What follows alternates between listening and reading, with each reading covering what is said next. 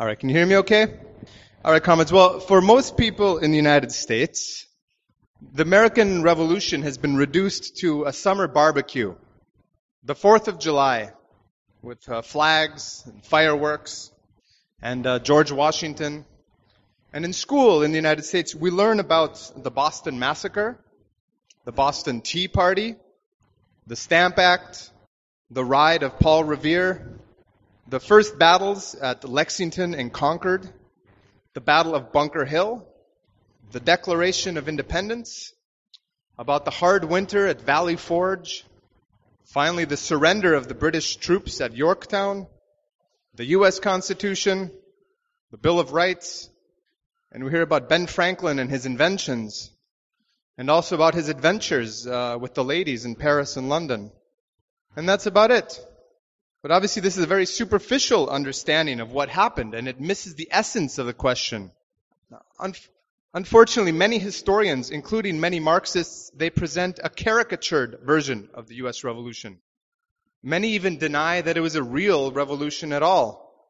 It's often presented as a power struggle between two groups of rich white men, with the eventual victory of the Americans, who, with a few cosmetic changes, pretty much just took over the economy and the government and established themselves as the new ruling class. Now, there is an element of truth to that as well, but again, only on the surface. Our task as historical materialists is to look beneath the surface. We have to unravel and understand the internal contradictions, the fundamental forces, processes, and class struggle that motivated and drove that revolution. In actual fact, the American Revolution was far more dialectically complex, far-reaching, and a fundamental social movement and transformation than most people give it credit. It was not a mere colonial rebellion. It was a profound political and social revolution which rooted out the remaining traces of the monarchy and of feudalism, which were inherited by the only partially completed English bourgeois revolution. So the Americans at that time carried through the bourgeois revolution on a scale that had never before been seen. Although unfortunately we didn't get to cut off any king's heads in the process. Now, as Marxists, we're not economic determinists, but we understand that in the final analysis, the mode of production is the foundation, the infrastructure upon which rests the superstructure of society. Ideology, religion, philosophy, intellectual life, political parties, the law, culture, aesthetics, etc. These all interact with and condition one another. And at key turning points in history, quantity is turned into quality and vice versa. I'm going to give a quote from Marx, which I'm sure you're all familiar with, but I think it's a good starting point for the rest of the lead-off. It's from his contribution to the critique of political economy, when he says, at a certain stage of development, the material productive forces of society come into conflict with the existing relations of production. Or, and this merely expresses the same thing in legal terms, with the property relations within the framework of which they have operated hitherto. From forms of development of the productive forces, these relations turn into their fetters. Then begins the era of social revolution. The changes in the economic foundation lead sooner or later to the transformation of the whole immense superstructure.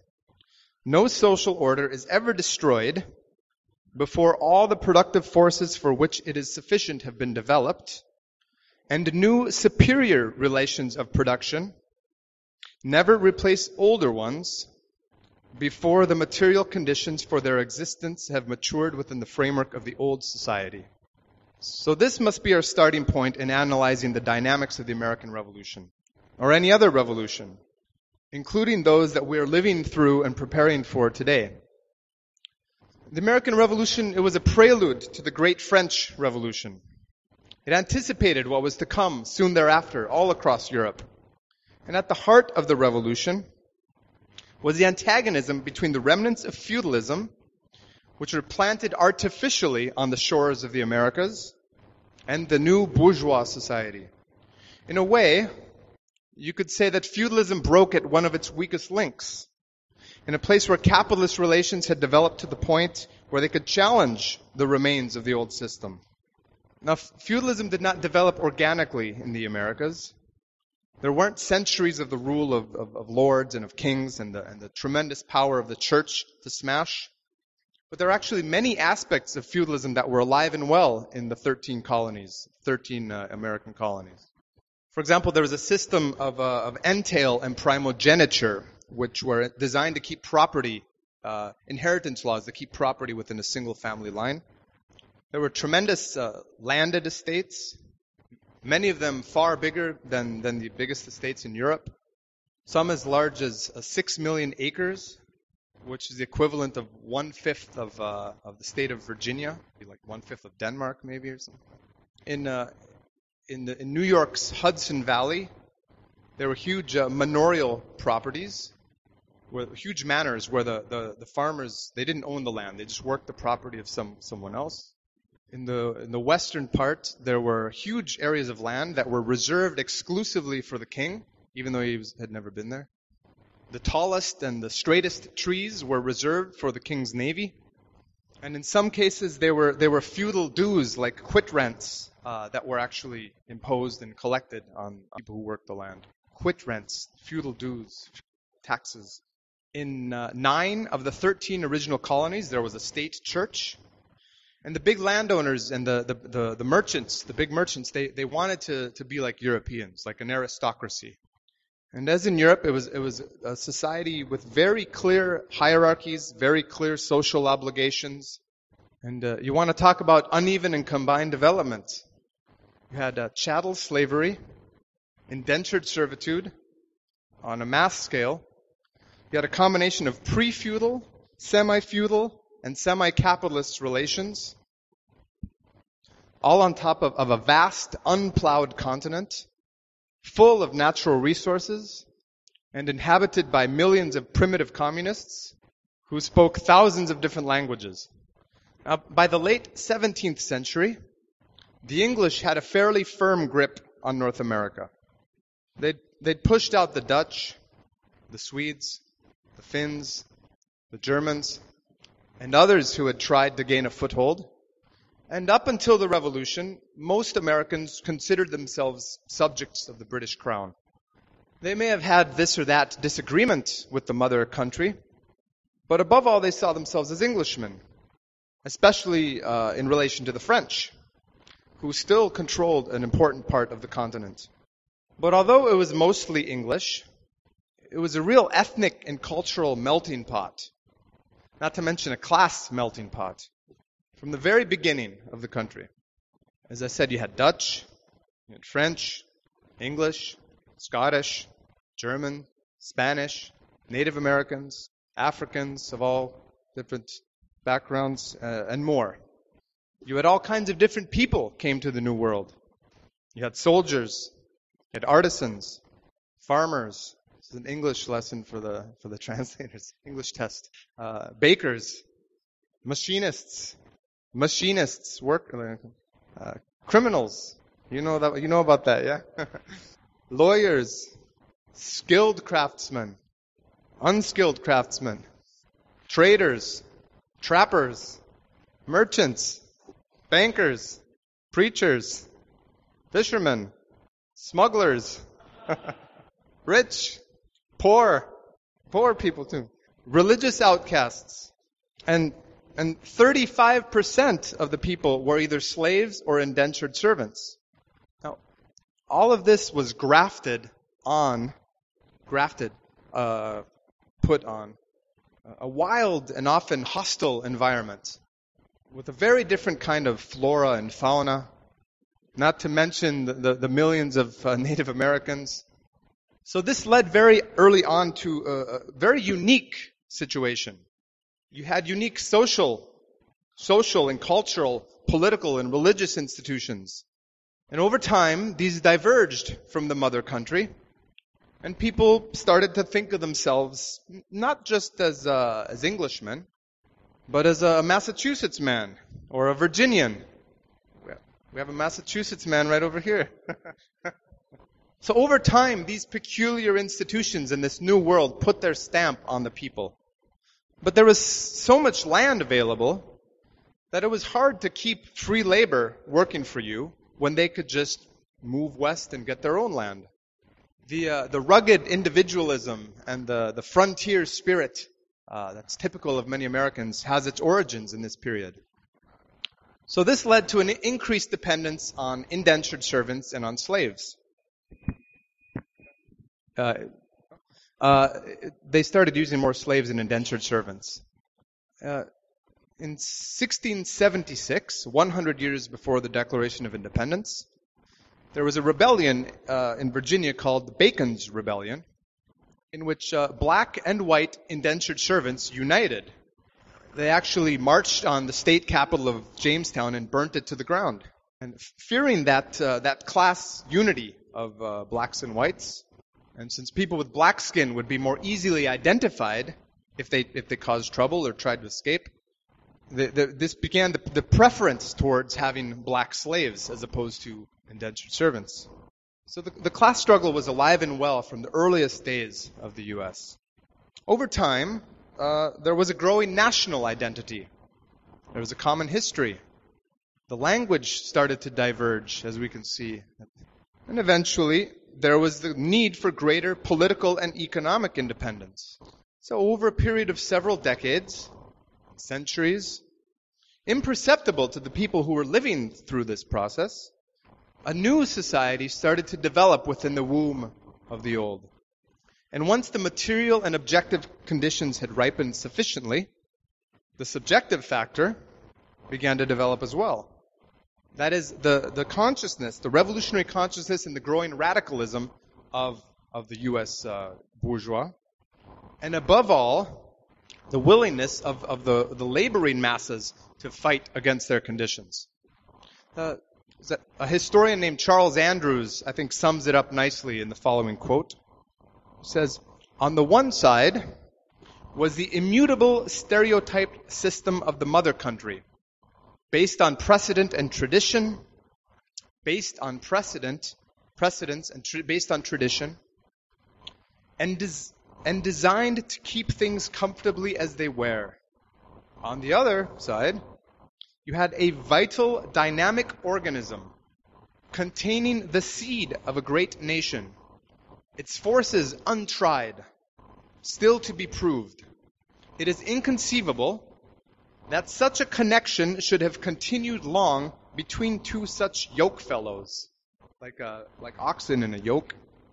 One static, one of them was static, the other dynamic, separated by an ocean and bound only by the ties of a legal relationship.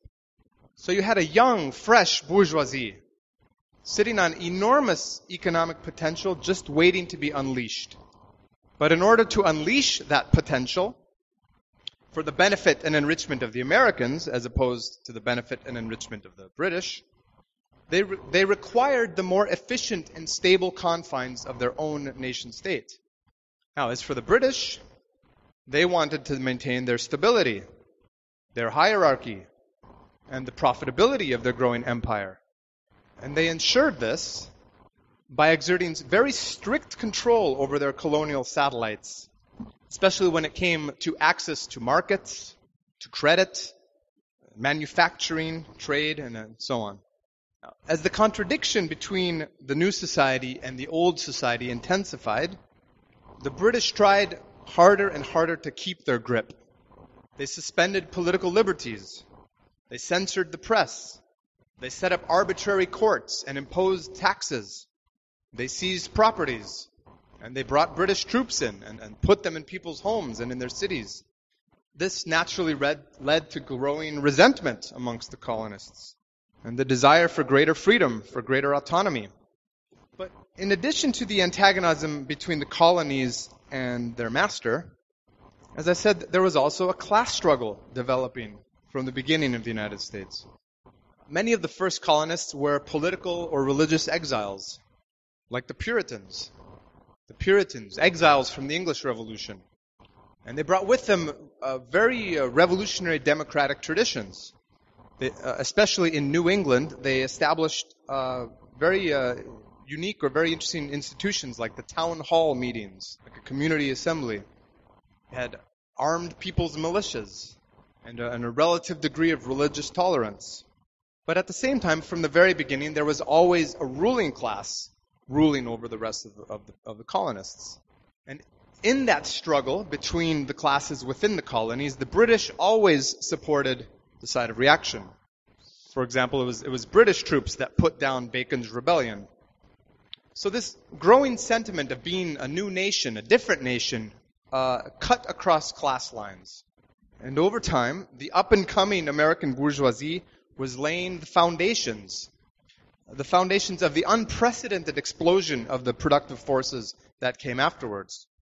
And from our perspective, this was very progressive. It lays now the foundations for socialism. Now, the British would continue to dominate the planet for another 100 years or more, but the seeds of its eventual downfall from worldwide preeminence was contained in the separation from its American colonies. Eventually, America became a new rival and eventually outshone its former master. Also, the French played a very well-calculated role in trying to weaken their British rivals by eventually supporting the Americans. But the expenses that they incurred in helping the Americans in the Revolutionary War actually accelerated the bankruptcy of the French court, which then led to its own downfall and its own revolution. So by the middle of the 18th century, the United States, America was no longer a peripheral backwater of the world.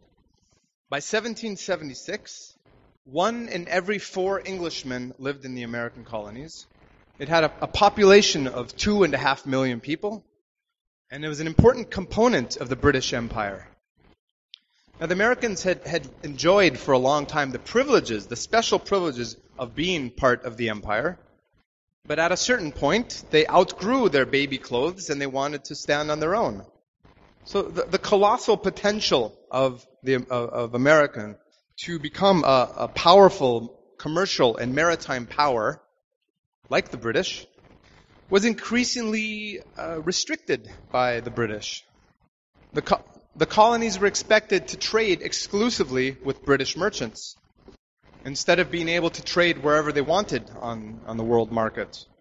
They were forced to import expensive British manufactured goods. They weren't allowed to manufacture them at home.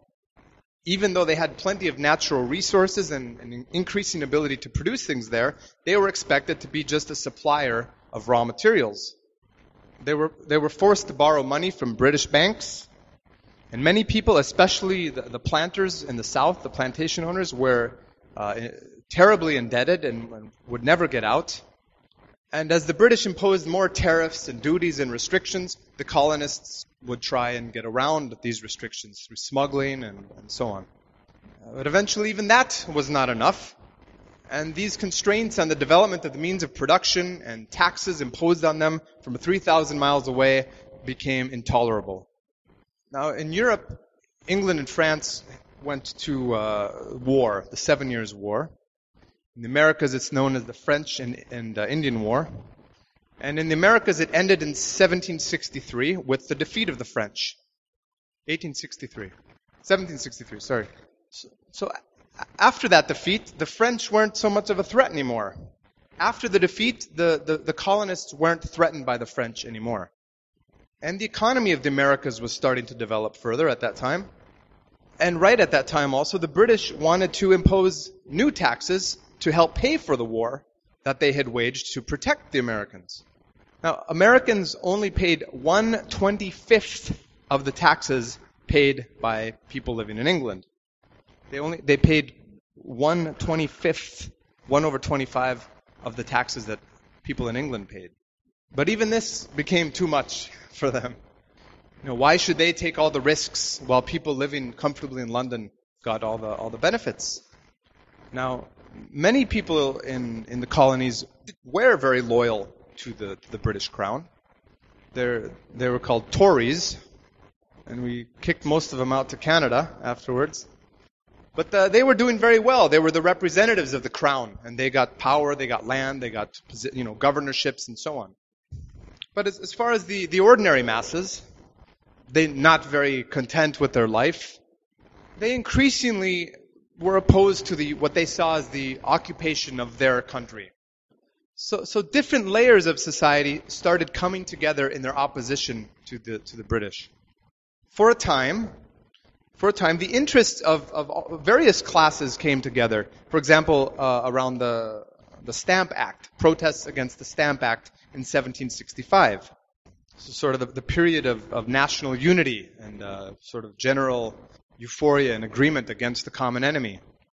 But ultimately, in a revolution, the question must be answered. What kind of change will come about, and in whose interests? Now, since the fundamental interests of these two groups were opposed to each other, eventually that unity was broken.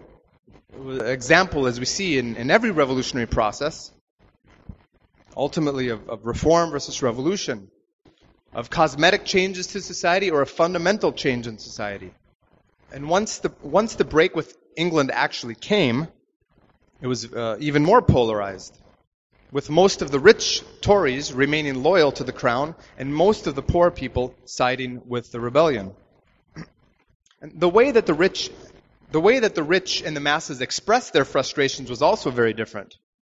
The rich, they wanted to negotiate better terms for themselves in relation to the British. But the masses, the urban workmen and the farmers, they increasingly took things into their own hands. The rich, they wanted to cynically mobilize the masses as a negotiating tool against the British. But the protests against the taxes and against the British became increasingly violent, and they took on a life of their own. As one historian put it, he said, "It became apparent that their agitation for commercial redress was unloosing social forces more destructive to business interests than the misguided acts of Parliament in London." Unleashing social forces more destructive to business interests than the misguided acts of Parliament. There were boycotts. The Americans, they would burn down tax buildings and other government buildings.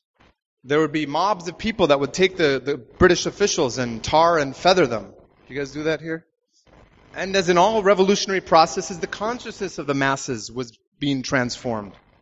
From reform to revolution, their demands became increasingly clear, and the political programs and representatives that they threw up shifted further and further to the left. So you started having the unity of the urban masses, of the urban workers and poor, and of the farmers and the frontiersmen. In addition, you had the support of the southern plantation owners, who had been economically ruined by their debts to the British, and they were less afraid of the urban masses because they lived in the countryside and exploited slave labor. But the nerve center of the revolution in the beginning was in New England, and especially in Boston. There were meetings in taverns and inns and coffee houses. The town hall meetings in New England became real hotbeds of revolution. In Boston, only 1,500 people were eligible due to property qualifications to attend the town hall meetings and vote. But as the more radical wing of the movement gained more influence, they installed galleries and thousands of people would come. It got so bad that as one participant said that there was not a single gentleman present at these meetings. And so the masses began to express themselves directly in defiance of the royal governors and their legislatures. The interest in radical ideas in the revolutionary press and in revolutionary pamphlets increased dramatically as the thirst for ideas grew. Pamphlets like Common Sense by Thomas Paine became bestsellers. And as things started getting out of control, some of the rich merchants who had supported the movement in the past, they started going over to the reaction. One of the key figures in this period was a guy named Samuel Adams, who was a beer brewer from Boston. And he's the one who organized the Boston Tea Party. He coordinated mass boycotts, not individual consumer boycotts, but mass boycotts of British goods and of merchants who sold their goods. He was one of the key people in convening the Continental Congress and helped organize what were called the Sons of Liberty and called the Committees of Correspondence, which were kind of like revolutionary branches in every part of New England. There was over 300 of these committees in correspondence in the state of Massachusetts alone. And Adams understood quite well the role of a revolutionary party, in a way, in embryo. I think he explains it quite nicely in the following quote. He said, "Our business is not to make events, but to wisely improve them." So the American Revolution was much more than a war for independence. It contained within it both internal and external components. You had the colonial national struggle against the British Empire, and within the colonies you had a struggle for a more democratic and egalitarian order. And like all revolutions, it was a process. It was, like I said, it was decades of building contradictions. Decades of contradictions building up. Of small rebellions. Of trade disputes. Of threats and sabotage. And eventually an 8-year war. And the first battles took place even before the Declaration of Independence. After that, the revolution continued. Because it was only 6 years later that they adopted the Constitution and so on. And even then, the consolidation of the revolution continued under the first presidents. Under Washington, Adams, Jefferson, Madison. Bourgeois history tends to focus on these great men of history. It's without a doubt, these individuals did play an important role. Often a contradictory role. But as we'll see, again, as in most bourgeois revolutions, it wasn't actually the bourgeois who did most of the fighting. They weren't the ones dying for life and liberty and the pursuit of happiness. It was the ordinary masses. The ordinary masses were the backbone, the real driving force of this revolution. Even if, in the end, they didn't get everything they thought they would get. But for the first time in history, a colony of a European power not only rebelled, but actually defeated and won its independence. Defeated the colonial power. Every other rebellion like this up until then had failed and had been put down. Now, the ideologists of the American Revolution were inspired by the Enlightenment in Europe. The American Revolution then became an inspiration for the European revolutions, but also for other revolutions in the Americas, in Latin America, in the Caribbean, in Haiti, for example, or even Cuba in 1959 was inspired by the American Revolution.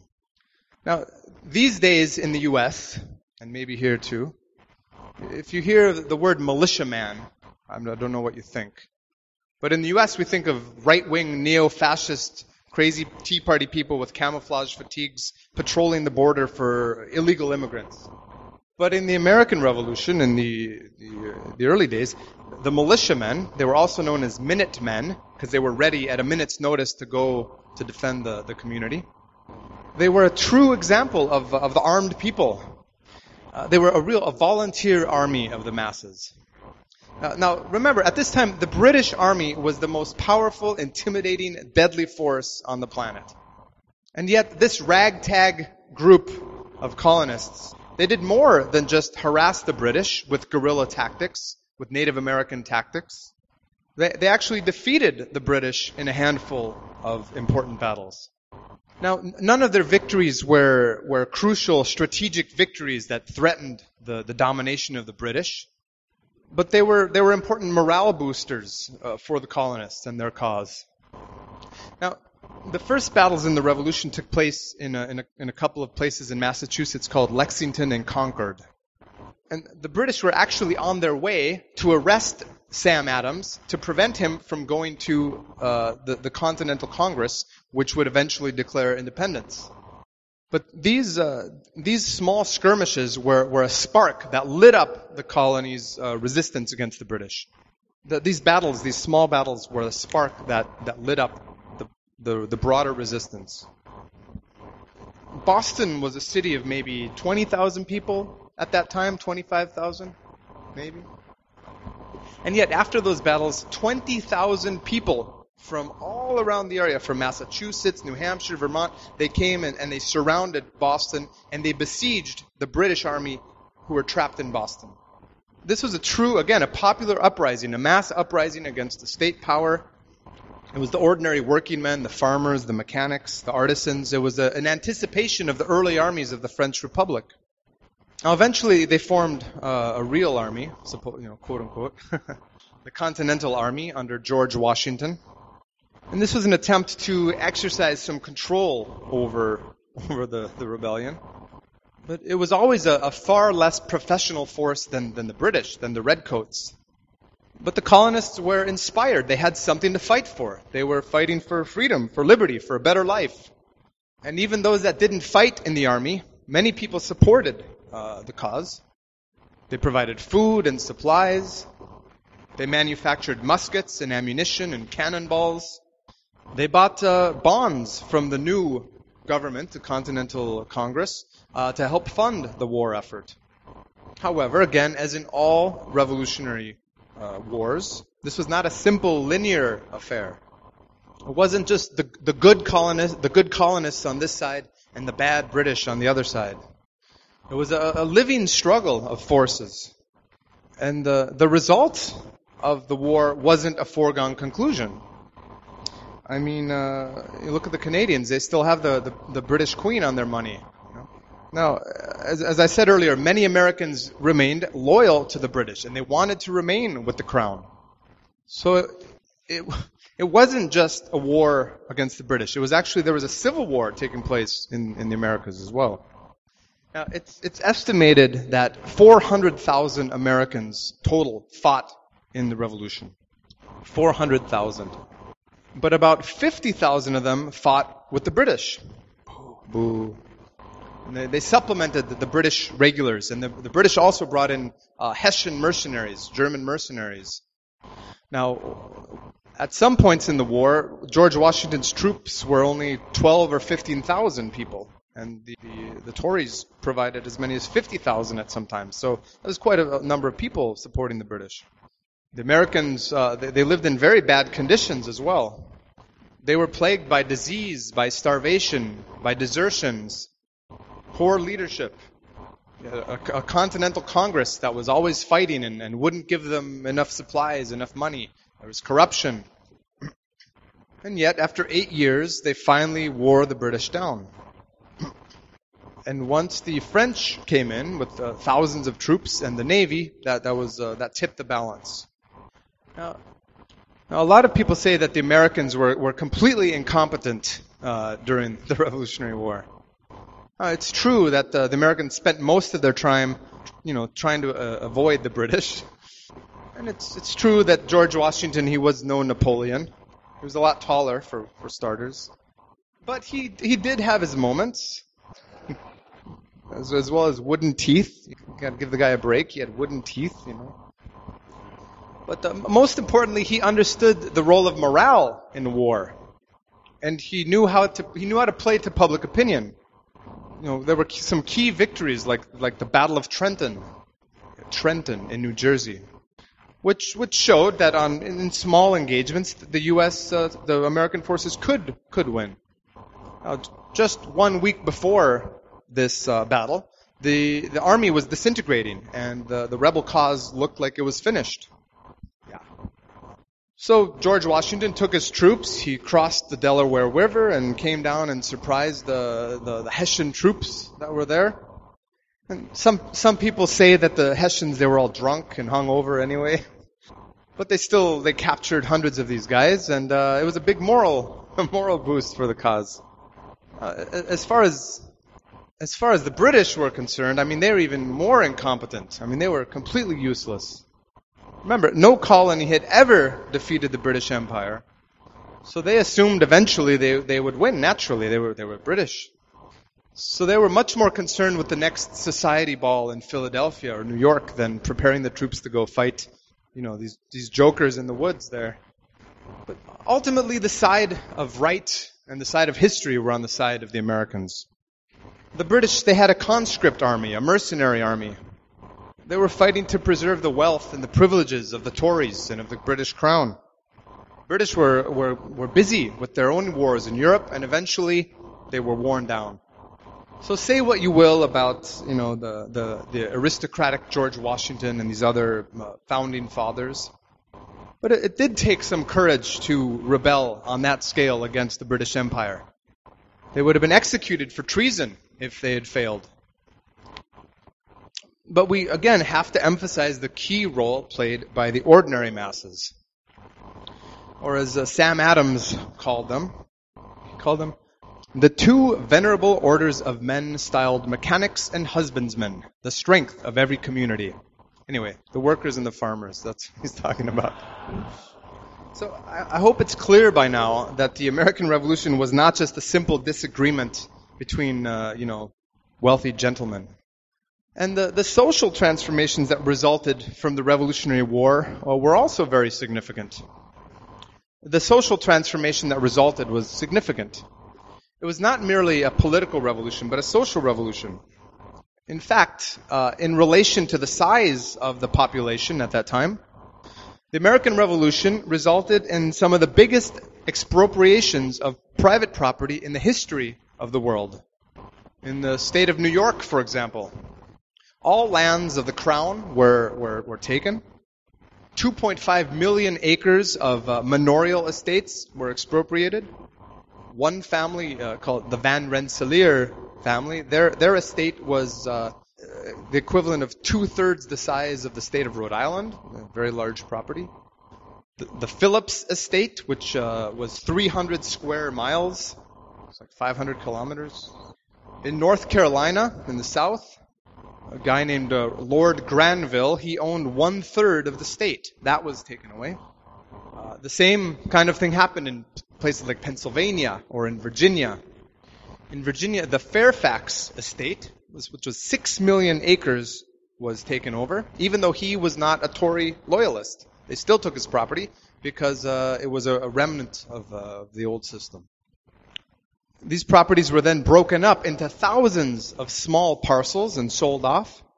It was a far-reaching land reform, which is one of the cornerstones of the National Democratic Revolution.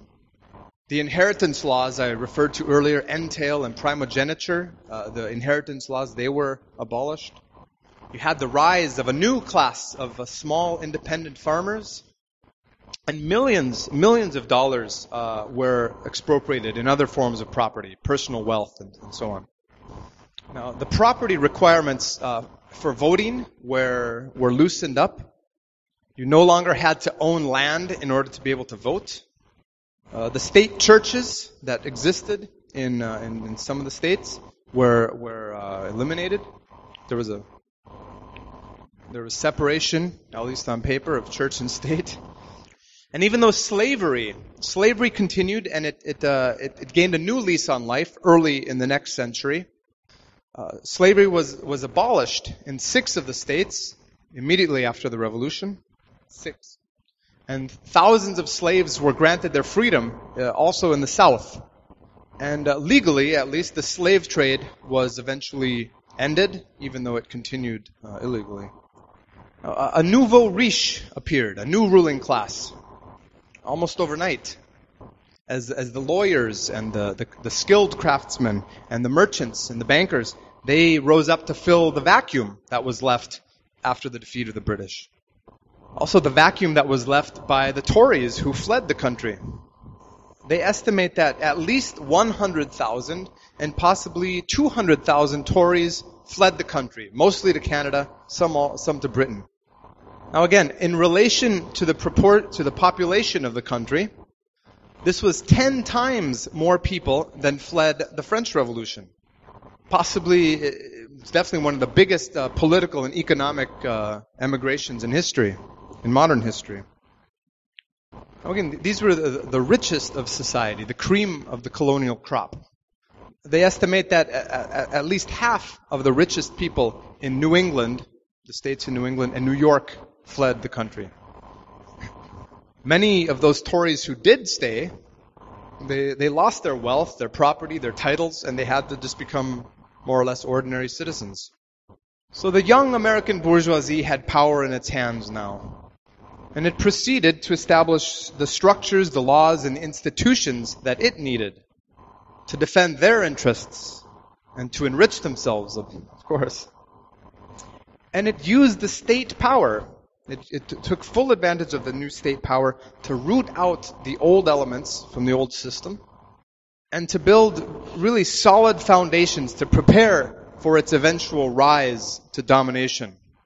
Previously, in the colonies, it was the merchant capitalists who dominated things. They bought cheap and then they sold dear at home. But now the groundwork was laid for the development of the means of production and manufacturing on a much bigger scale. Without the privileged access to the British Empire, they now had to manufacture things at home and develop their own institutions. They established the first national banks and a system of credit. And very early on, they established a national debt, which was the only civilized thing to do, and which we're still dealing with these days in particular. But it wasn't all milk and honey in the new republic. There was an economic crisis, quite a severe economic crisis after the war. Big fortunes had been made during the war through smuggling and speculation, and that all came to an end after the war, and they no longer had the protected status of being part of the empire. There were important incidents such as Shays' Rebellion. This was a mass uprising of discontented farmers in Massachusetts, and there were similar movements all throughout the states. There were ex-revolutionary soldiers, and they were very similar actually to the levelers in the English Revolution. And they had this ridiculous idea that the property that had been won by the common exertion at all should be the common property of all. But if you want to read more about Shays' Rebellion, you can buy Marxism in the USA, which also has very good material on the American Revolution by Comrade Allen Woods. But this rebellion, it really scared the new rulers. They had a very loose association of states. They didn't have a national military force that could put down this rebellion. And they really were ununited states. But after the rebellion, they adopted a new constitution, which had a much more centralized structure, a federal structure. It included powers such as the ability to raise an army to defend the country and put down internal rebellions. And similar rebellions in the future, like the Whiskey Rebellion, were put down very decisively as a show of force of the new state.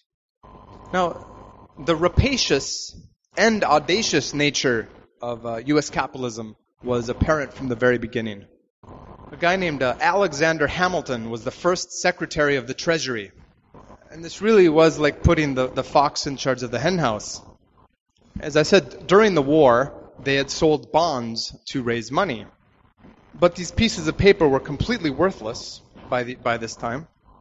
But Hamilton, he convinced the Congress to honor the bonds in full, to pay them out in full, but only after he had sent his friends around the country to buy up the bonds that weren't worth anything from everybody.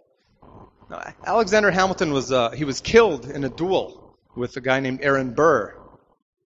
But he was really the most ambitious. He was ambitious. He was amoral. He was a Machiavellian political maneuverer. But he was a real battering ram of American capitalism. And a really interesting, revolting, but really fascinating bastard, for lack of a better word. So in short, the basic elements of the bourgeois democratic revolution were carried out, establishing the conditions for the flourishing of capitalism on the American continent. You had a unified territory, a unified language, more or less, a currency, a legal system, and a centralized state apparatus to defend the territory. And with an entire continent to occupy and to exploit, there was plenty of room to extend the country and the capitalist system on which it was based. But in some ways, even to this day, the bourgeois democratic revolution hasn't been completed. For example, there's an institution called the Electoral College, where you don't actually vote for the President of the United States. You vote for these anonymous electors, technically, and then they vote for the President. To this day, in the United States, women don't have the same rights as men. And of course, the continued existence of slavery after the revolution meant that a second social revolution was necessary. It was the American Civil War. Now, the historical task of the Civil War, the historical task of this class conflict, was to end slavery and establish a system of free labor throughout the continent, which then laid the foundations for the imperialist phase of American capitalism. Now, in the final analysis, the inner needs of the American Revolution were bourgeois democratic in nature. It couldn't go beyond the economic base that existed at that time. So given these objective limitations, many of the ideals that were expressed by the founding fathers or the radical pamphleteers, the ideas that inspired the masses to fight and to die, they were, in the end, ultimately they were utopian and unrealizable. Nonetheless, there's literally a wonderful body of revolutionary literature that came out of this period, which put into passionate words, the aspirations of the masses. And these are words that continue to inspire people today. And despite the many confusions that Americans have about the revolution, to this day, Americans believe in this idea of freedom and democracy. And the real lack of freedom and democracy will eventually spur them on to fight again for these things.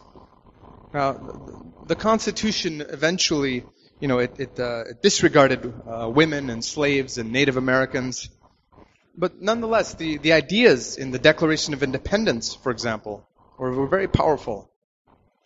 The idea that all men are created equal, that we all have the inalienable right, a right that cannot be taken away from us, the right to life, to liberty, and the pursuit of happiness. Now, the original draft of the Declaration called for life, liberty, and property. But people like Benjamin Franklin, who was really quite ahead of his time, he was against including property as one of the main rights of men. So the much more abstract pursuit of happiness is what made the final cut.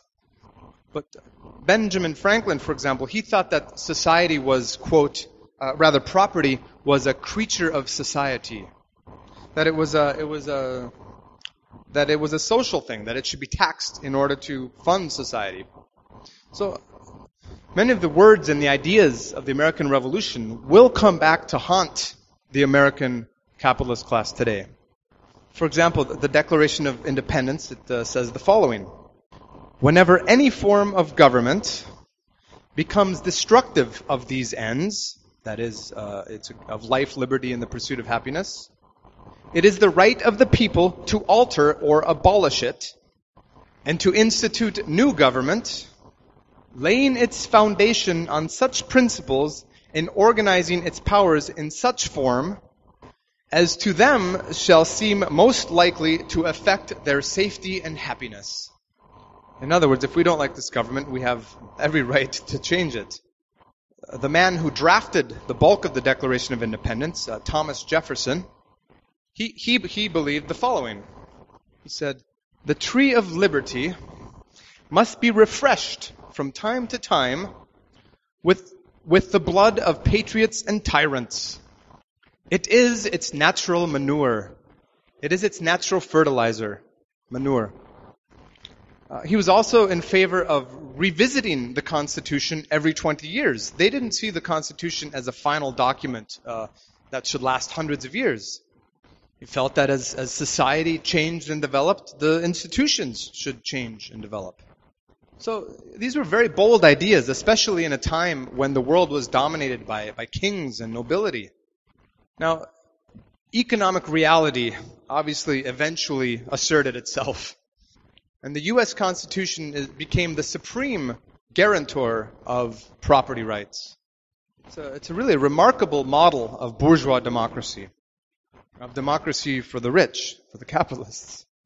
And it's very cleverly balanced to give the impression of a much broader democracy without actually letting the ordinary rabble have much to say.